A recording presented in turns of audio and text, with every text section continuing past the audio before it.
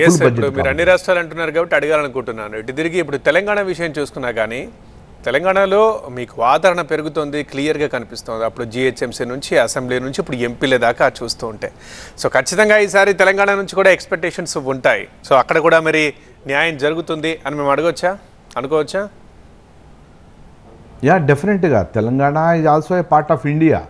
భారతదేశంలో ఒక రాష్ట్రం, అది కేరళ అయినా సరే, తమిళనాడులో బీజేపీ ప్రభుత్వం లేదు, డిఎంకే ప్రభుత్వం ఉన్నది, కర్ణాటకలో కాంగ్రెస్ ప్రభుత్వం ఉంది. అలాగా ఏ ప్రభుత్వం ఉన్నదని కాదు. అక్కడ భారతదేశంలో ఒక భాగం, రాష్ట్రాల సమూహము భారతదేశం. కాబట్టి అది అపోజిషన్ ఉందా లేకపోతే కనుక రీజనల్ పార్టీ ఉందా అని నరేంద్ర మోడీ గారు చూడడు, బీజేపీ చూడదు, ఎన్డీఏ చూడదు. సో అంచేత ప్రతి రాష్ట్రాన్ని కూడా కలుపుకుని వెళ్తూ ఆ రాష్ట్రానికి సమస్యలు కానీ, ఆ రాష్ట్రానికి ఇవ్వాల్సిన నిధులు కానీ, ఆ రాష్ట్రానికి రావాల్సినటువంటి ఏవైతే ప్రాజెక్ట్స్ ఉన్నాయో, వెనుకబడి ఇంతకుముందు గతంలో కొన్ని ప్రాజెక్టులు ఇంకా రావాల్సి ఉన్నాయో, ఖచ్చితంగా తెలంగాణ అడిగే ప్రాజెక్టులో ఖచ్చితంగా ఈసారి ఆ బడ్జెట్లో దాని మీద ఉంటుంది.